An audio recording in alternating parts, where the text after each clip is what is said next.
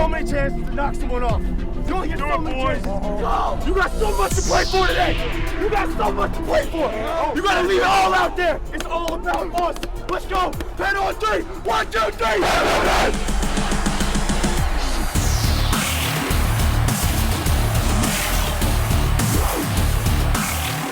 Little high, beautiful grab. What a catch. First down and more. Pulsar gets away from one. Quick throw back, and we're going to have ourselves a double pass as Connor Scott lines it up, has his man wide open. From the edges, and he'll be brought down. Al Bagnoli, maybe the best Ivy League coach ever. Pops it, throws it back in the end zone. Almost picked off, and then it is picked off. Throws towards the back of the end zone. Caught for the touchdown.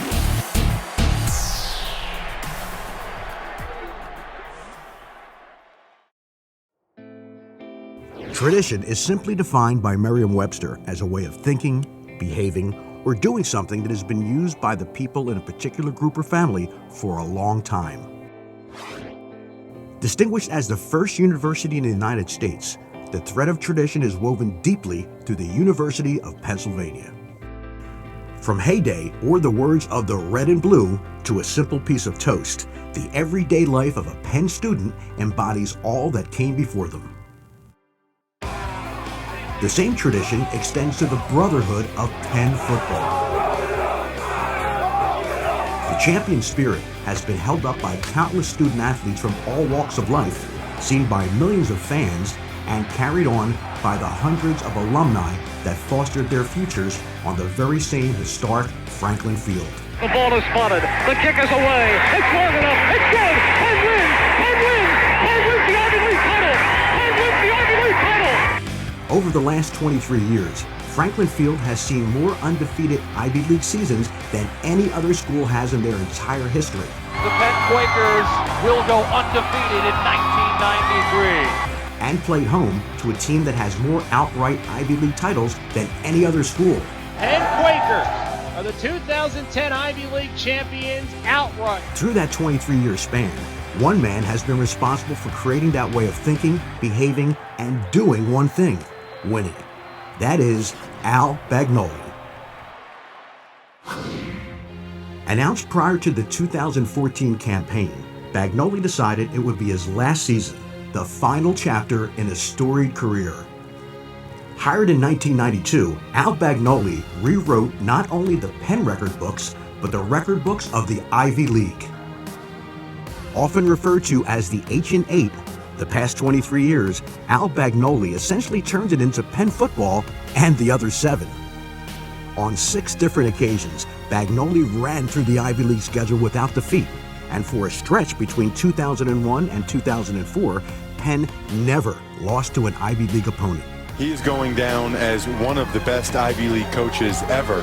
And statistically, you could argue, if you look at the titles, maybe the best Ivy League coach ever. Bagnoli led Penn to 9 outright Ivy League titles, another feat no other program has duplicated.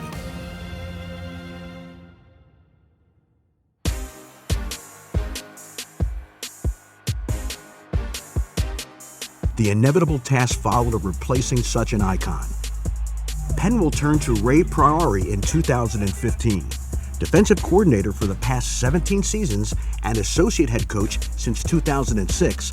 Priori has been a part of 10 Ivy League titles for the Red and Blue. 2015 will be Priori's 29th season as a part of the Penn family. Many years of thinking and doing the Penn way. Having coached every defensive position in his time at Penn, Priori steered a Penn defensive unit which distinguished itself not only atop the Ivy League, but the entire FCS subdivision.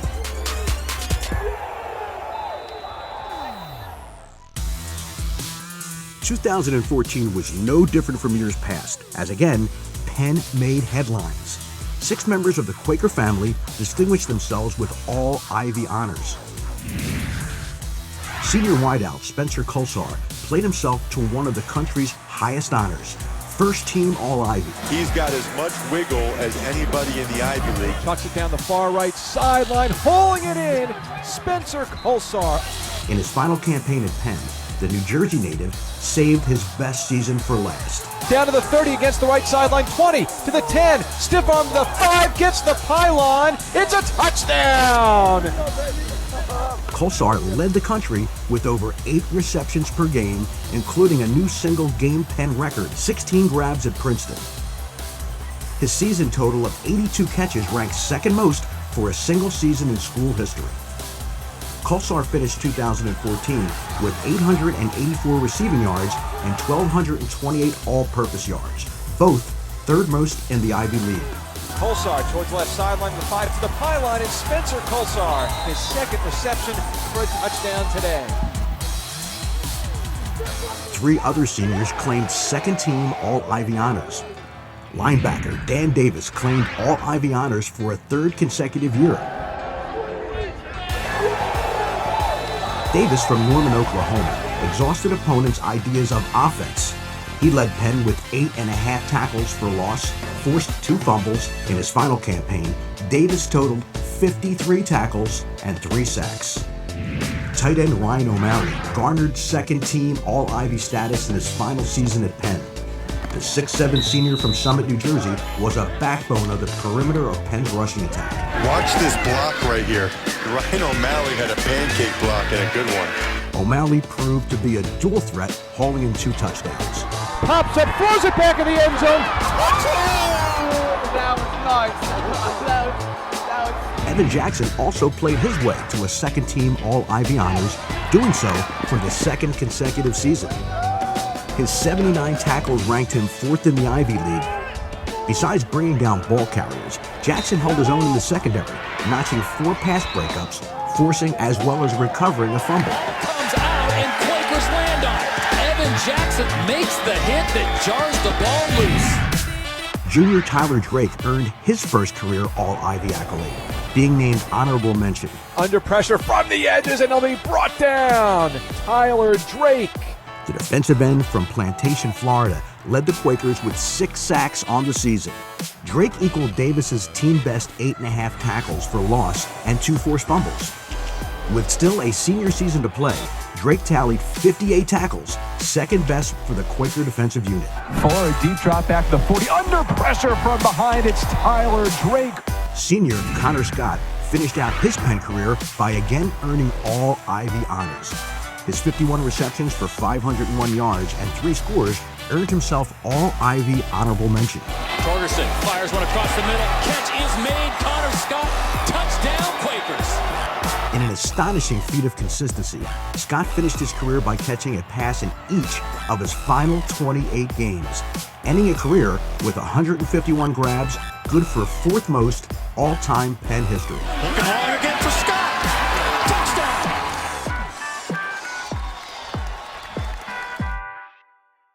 One last time! Ready to go? Let's go, guys. Let's go. Go to work. Let's go. Let's go. To send off a legend like Bagnoli in his final campaign, the Quakers faced their customary rival in the year's final week. It's all about us! Let's go! Penn on 3! 1, 2, 3! Playing for the Trustees Cup, senior Spencer Colsar went out in style, hauling in 11 receptions for 187 yards and 3 touchdowns. Just a sophomore, quarterback Alec Torgerson threw for 331 yards while he added 86 on the ground, including a 4th touchdown. 1st and goal, inches away. Torgerson under center, diving towards the end zone. Torgerson is in for the Penn touchdown. The 34-26 victory would be the 234th in Bagnoli's career, the most ever in school history. Somborn takes the snap with 5 seconds. Steps up, unloads a wobbler to the right side of the field. That one is knocked down as time expires. Al Bagnoli in his final game as head coach of Penn gets a blue Gatorade bath from a couple of his players and will end his historic tenure as a winner. In a fitting send-off, Penn raised one final piece of hardware. He is actually now in possession of the Trustees Cup. He hands it off to Penn's 4 captains. The page must now be turned, but the tradition remains.